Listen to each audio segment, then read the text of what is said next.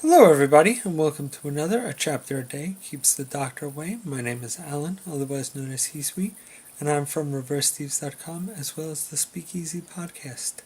And today I'm looking at UQ holder number 13, otherwise known as I Refuse to Be Beaten. And Toda is on his first mission as part of UQ holder, along with Kuromaro and Karen, who and Kuromaro is just proven to be at least a woman in parts wise, or at least, her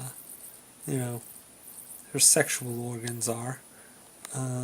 Still not clear, I guess, what her gender is, but,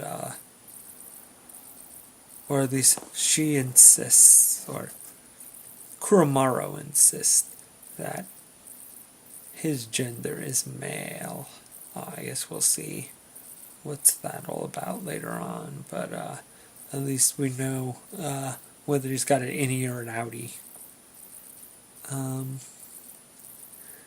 But yeah, the mission has been going so well.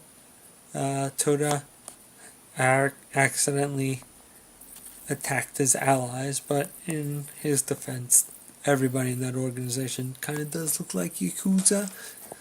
But yeah, and we learn that it's pretty much the standard plot.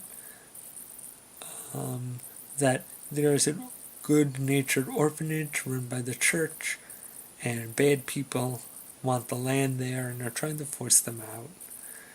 So, standard thing, they meet the two nuns that run the place, they kind of hit it off with the kids, and then explosions. And this guy was kind of weird looking. Not like doofy, but just like, I will say he looks a little different than Akamatsu's standard character designs. Not totally different, but definitely a bit more freak jobby than normal. But I mean, he's still a normal looking human other than the silly barcode on his head. But just a little different than Akamatsu's normal style. And apparently he can shoot wind bullets. And so it quickly becomes a fight of who can take this guy out quicker. Because this guy's, obviously, generic scum. He blows up part of the orphanage and he basically targets the kids. So, standard bad dude.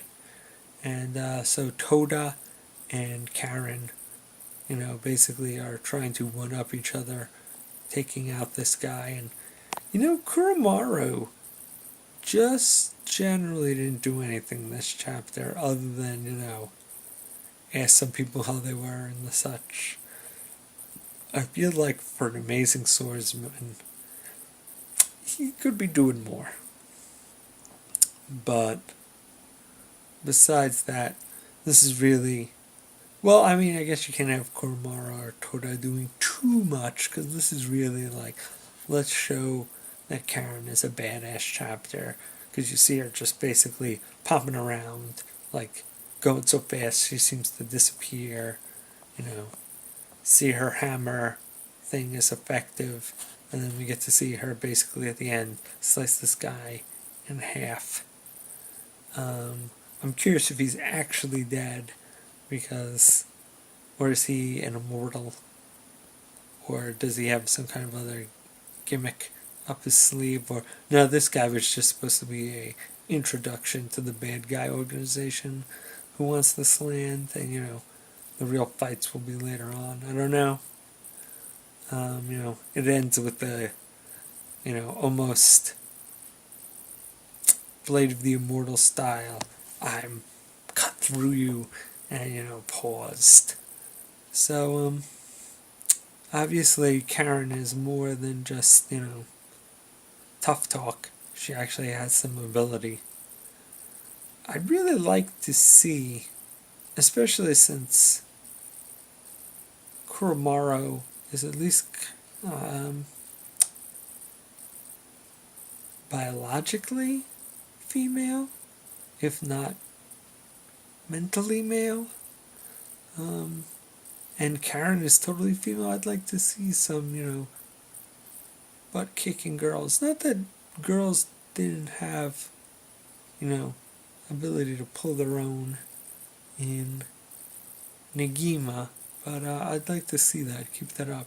Keep that momentum of the female characters being able to, pull their weight, not just be background healing type girls.